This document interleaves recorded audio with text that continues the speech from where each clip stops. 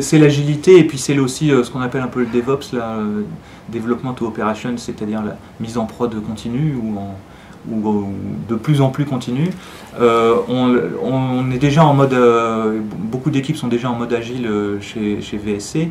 On cherche vraiment à l'universaliser, c'est-à-dire que tout le monde travaille dans ce type d'organisation, mais surtout on va travailler à industrialiser nos processus pour que entre l'idée et la mise en prod, ce soit assez continu et de plus en plus rapide. Alors comme on est évidemment un gros site de e-commerce avec un enjeu de performance important, dans nos temps de développement, il y a aussi un important temps de tests unitaires, de recettes, de tests de charge, de tests de performance, etc. Donc toute cette timeline de déroulé de projet, on cherche à la raccourcir, tout ça pour pouvoir délivrer une version du site ou des nouvelles fonctionnalités au business unit de VSC mieux et plus vite. Mieux et plus vite, tout en préservant cette qualité de service évidemment.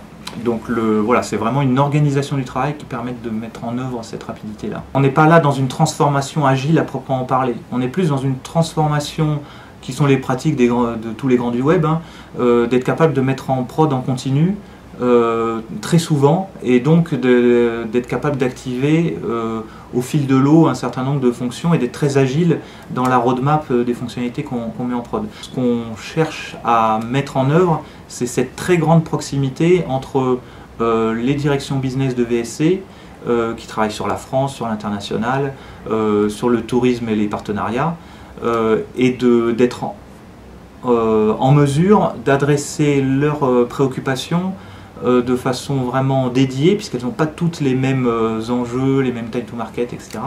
Et donc d'accélérer en étant agile sur leur marché, la manière dont on travaille la technologie. EJP, c'est donc le European Journey Planner qu'on a, qui est en ce moment sur le site et qui est accessible sur le lab.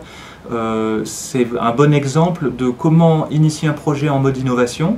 Donc avec un développement dans le cloud, avec une équipe très resserrée qui maquette en fait ce qu'on pourrait souhaiter faire, et puis on l'enrichit au fur et à mesure, on le met très vite en production ou en tout cas en disponibilité sur le site pour avoir des retours clients très vite, et comme ça on itère assez vite avec donc une bonne agilité, les retours clients et une petite équipe agile.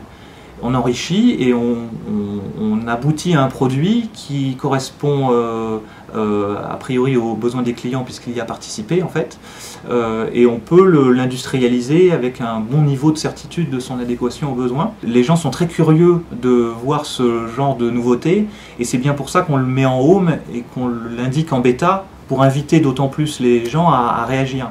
Et les gens sont très friands donc on a quand même énormément de retours qui donne un sens statistique. Je veux dire, on n'a pas que 4 ou 5 personnes qui nous donnent un avis, c'est vraiment une grande masse de contributions dans laquelle on tire un enseignement et qui permet d'amender la manière dont on construit l'outil.